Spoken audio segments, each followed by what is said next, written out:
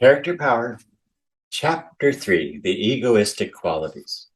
The first of the several classes of the character qualities is that known as the egoistic qualities. The several particular qualities composing that class are as shown in the diagram here. You are now asked to consider each of the above stated several particular character qualities composing the class of the egoistic qualities. Egohood. Egohood consists of the conscious recognition, realization, and manifestation of one's individuality. True individuality is based upon the conscious recognition and realization that one's self or ego is a reality, a center of real power in life, in the great cosmic manifestation of power in life. Egohood is the state of full conscious realization of oneself as the ego or permanent subject of all mental and physical experience of the individual. Egohood is the quality of the conscious recognition, realization, and manifestation of the I am I of the individual. Egohood possesses two general phases, namely one, the recognition of the real relation and correlation between the ego and its world of experience. And two, the recognition of the real relation and correlation between the ego and the universal principle of power. In the first phase above noted, the ego perceives and realizes the distinction between itself on the one hand and its experiences of thought, feeling, will action, etc. on the other hand. In this phase, the ego is conscious of itself as an entity endowed with and possessing certain mental and physical instruments of expression and experience, which belong to it, but which in no way constitutes its essential being. This recognition brings with it a sense of the right and power of mastery over these mental and physical instruments of expression and experience.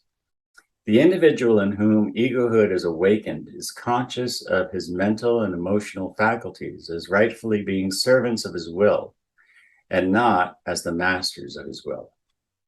In the second phase above noted, the ego perceives itself to be a center of life, consciousness, and power in and of the great universal principle of power. As a consequence, it experiences a conscious certainty of true being and reality, a certainty of eternal and immutable existence, and a certainty of security and safety, notwithstanding the storms and tempests of the personal existence in the world of experience and expression. The consciousness of this relation to universal power and ultimate reality gives to the ego a sense of power and certainty, which nothing else can impart. It links it to the eternal verities and imparts to it a confidence and sense of security impossible to those who have not unfolded into this consciousness. The subject of egohood has been referred to in a preceding section of this book.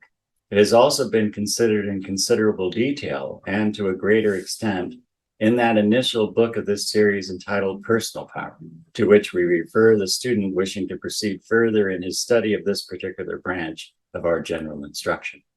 The deficiency negative of egohood is known as lack of egohood, which is marked by an absence of the realization of the presence of the ego as a real entity and as the master of the mental and emotional faculties, its instruments of expression and experience, and also by an absence of the realization of the relation of the real self or ego to the universal principle of power, the ultimate reality, and the correlation existing between that and the ego.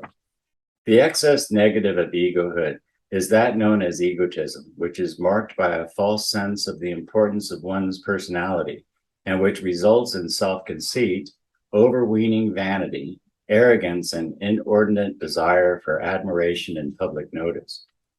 It differs essentially from egohood inasmuch as it is based upon vanity concerning one's real or assumed personal qualities, traits, abilities, or powers, whereas egohood bases its sense of power upon the conscious fact of its individual, impersonal reality and importance. Lack of egohood, the deficiency negative of egohood, cannot exist in coordinated being with egohood, for the two are antithetical opposites. Neither can egotism exist in coordinated being with the true egohood. Egohood is based upon the true conception of the I am I focus or center of universal power as being the basic fact of individual existence, personality being regarded by it as merely the part in the play performed by the individual, the manifestation of the instruments of its expression and experience, worthy of being regarded with true pride and satisfaction, but in no wise to be mistaken for the real self or to become the ground of arrogance, conceit, vanity, etc. Self-control. Self-control consists of the control and mastery of the instruments of expression and experience by the ego or I am I of the individual. Self-control distinguishes the great individuals of the race. Those in whom the consciousness of egohood is well awakened begin to manifest self-control almost involuntarily, discovering the ego to be the I am I at the center of the being of the individual. They begin to assert that sovereignty, which is prerogative of that dominant position. Such an individual refuses to continue or to become a slave of the thoughts, feelings, emotions, and habits of his instruments of expression and experience, but instead asserts his mastery over them and orders his mental and emotional kingdom to conform to what he conceives to be his summum bonum or chief good. The deficiency negative of self-control is known as lack of self-control. This negative quality is marked by a greater or less degree of the absence of authority of the ego over the mental and emotional instruments under its control, and by the tendency to let these instruments act like runaway horses or as spoiled children, i.e., without control, restraint, or mastery. The excess negative of self-control is that quality known as asceticism, i.e., undue austerity, extreme self-denial, self-mortification, self-punishment, etc. Asceticism inclines toward extreme self-denial based upon the false belief that there is some particular virtue in denying to oneself anything and everything that gives pleasure in any form. It seems to proceed upon the theory that anything that gives pleasure is evil, not because of any probable injurious effects, but rather simply because it possesses the property of giving pleasure. Asceticism seems to regard pleasure as evil and pain as good. This is an abnormal, morbid, and pernicious doctrine in the view of sane, thoughtful individuals. Self-control, the positive norm, is based upon no such ideas or ideals. Instead, it holds that all things are good to be used in their right time and place, but nothing is good enough to use, dominate, or master the individual. True self-control is the sane middle ground or golden mean between uncontrolled indulgence on the one hand and asceticism on the other hand. It is the perfect flower which supplants the two weeds of the extremes of the negatives. Self-confidence. Self-confidence consists of the conscious confidence, reliance, and belief in oneself. It arises from an underlying conviction that the ego, or I am I, is in control of the instruments and faculties of expression and experience, and has developed these to an extent sufficient for them to function efficiently and effectively. It is a healthy, normal, rational, mental, and emotional quality, and is present in all individuals who dare to attempt to accomplish things in the world of experience. Its keynote is, I can, I will, I dare, I do. It employs the master formula of attainment, which is 1, definite ideals, 2, insistent desire, 3, confident expectation, 4, persistent determination, and 5, balanced compensation. It is the spirit of the I am I, conscious of its nature and its inherent powers, pressing forward to expression and realization in objective form. Self-confidence is one of the most positive of the positive qualities and should be developed carefully and persistently by all who wish to do things in the world. The deficiency negative of self-confidence is known as lack of self-confidence and is marked by the absence of all the essential qualities which characterize the positive norm of self-confidence. It is the quality so prominent in the I can't and I'm afraid to try individuals. It paralyzes all human effort and endeavor. Many persons having many other positive qualities well developed fail to demonstrate and manifest them effectively because they lack self-confidence. Self-confidence is an important element of character, the absence of which prevents the expression and manifestation of many of the other positive qualities. The excess negative of self-confidence is that known as egoistic conceit, which is composed of vain conceit, false assurance, and an overweening, arrogant cocksureness. Self-confidence is based upon one's belief in the development of his own faculties, his control and efficient direction thereof, and his innate and inherent powers. Egotistic conceit, on the other hand, is based upon the vain feeling that one's talents, capacity, personal qualities, and attractions are of a superior order simply because they happen to be his own, a part of his own egotistical personal self, rather than because of their actual degree of development, direction, and control. Egotistic conceit is a grotesque caricature of true self-confidence and really is a negative of the latter. Initiative. Initiative consists of the institution of one's action by himself instead of by the orders or directions of others. To initiate is to introduce or to make a beginning, to set a foot, to originate, to commence, to begin or enter upon. Persons possessed of initiative are able to do things without being told, a valuable faculty when rightfully applied. Persons in whom this faculty is well developed are able to act without special orders when confronted by conditions concerning which they have received no directions. They are able to act upon their own when necessity arises. They are self-starters. They find themselves inspired by self-confidence and filled by a sense of their own ability to act intelligently and effectively on their own account, without being specially ordered or directed by those in authority over them. Men with initiative of this kind are eagerly sought in all lines of human endeavor. They are comparatively scarce. Many are called for, but few are chosen. These men are the generals and other commanding officers of the army of everyday life and work. The man of initiative, those self-starters, however, are not uninfluenced by the opinions and views of others, though they may seem to be so. Instead, they carefully consider and weigh the views and opinions of others as well as their own, and then come to a decision and form a judgment.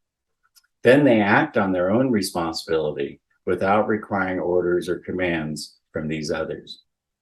They acquaint themselves with the pros and cons of the subject of their actions and thus are able to decide intelligently and to act upon that decision. They are not egotistical in their judgments, but are quite willing to adopt an opinion or an idea of another if it seems to fit in with the general purpose and end. But they are self-starters, and they do not require others to initiate their actions or to command their steps for them. The deficiency negative of initiative is known as lack of initiative, which is marked by an absence of all of the characteristics of initiative. Those who lack initiative are unable or unwilling to undertake any enterprise or course of action on their own account. They may be excellent servants and obeyers of orders, but they cannot act without being told to do the thing, how and when to do it, and when to stop doing it. They seem to lack the power of self-starting and that of self-direction. They need always to be told. Their office in life is to be led or driven. The best that can be expected of them is that they will obey orders faithfully, and this is much in many cases.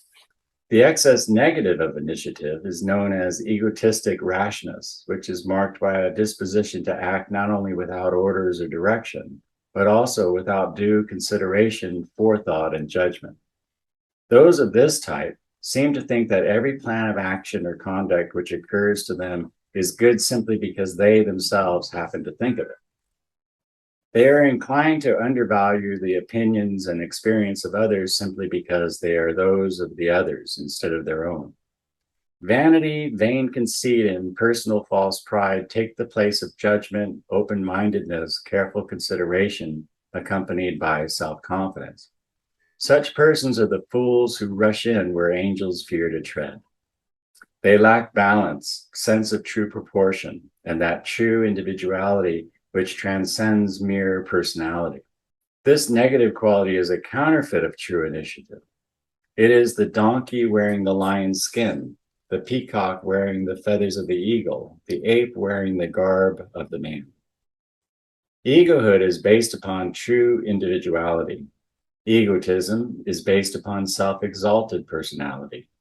Egohood is posited upon the consciousness of true being. Its expression is I am I, in that sense of the term which indicates its fundamental reality and verity as a focal center of consciousness and power in the universal principle of power, and as a center of activity in one's mental and emotional kingdom.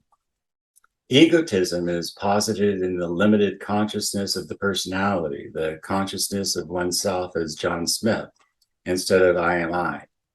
It regards its temporary, passing, changeable, and variable aggregate of mental and emotional states as being its true nature, instead of things belonging to the I am I. Egohood has true pride based upon its essential, constant, and fundamental nature. Egotism has false pride based upon its superficial, inconstant, and non-essential nature. An understanding of the above stated distinction between egohood and egotism will explain the difference between the counterfeit and the real in the list of the qualities above considered. The positive norm in each case will be found to rest upon the consciousness of true egohood, whereas in each case the excess negative will be found to rest upon the consciousness of false selfhood or egotism. The remedy is apparent. Develop true individuality and egohood, and thus dispel the shadowy presence of egoism or false selfhood. Remember the rule: develop the positives and thus weaken and inhibit the negatives.